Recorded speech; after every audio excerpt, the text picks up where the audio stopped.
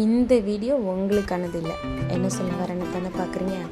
ஒரு house wife அவங்க டே of ரொட்டீனில் என்னென்ன விஷயங்களை எப்படியெல்லாம் மிஸ் பண்ண ஸ்டார்ட் பண்ணுறாங்கன்னு சொல்லவா. நம்ம ரெகுலராக ஒரு ரொட்டீன் ஃபாலோ பண்ணிகிட்ருப்போம்.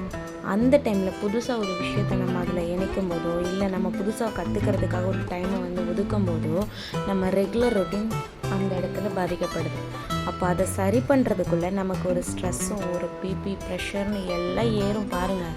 அதை கண்ட்ரோல் பண்ணுறதுக்கு ஒரு நாள் ரெஸ்ட்டு, அடுத்த நாள் நம்ம ரெகுலர் ரொட்டீனுக்கு வர்றதுக்கு ஒரு நாள் ரெஸ்ட்டுன்னு அதுலேயே 2 நாள் போயிடும். அப்புறம் திருப்பி என்னத்தில் மிஸ்டேக் பண்ணுறோம், எதில் மிஸ்டேக் பண்ணுறோன்னு அந்த டைமை கண்டுபிடிச்சி நம்ம திருப்பியும் பழைய ரொட்டீனோட அதையும் மேனேஜ் பண்ணி கொண்டு வரும்போது இருக்கே அப்பா, எல்லா ஹவுஸ் ஒய்ஃபும் என்ன மாதிரி தானே, இல்லை நான் மட்டும்தான் இப்படியா? அதனால தான் உங்களுக்கு சொன்னேன் இந்த வீடியோ உங்களுக்கானது.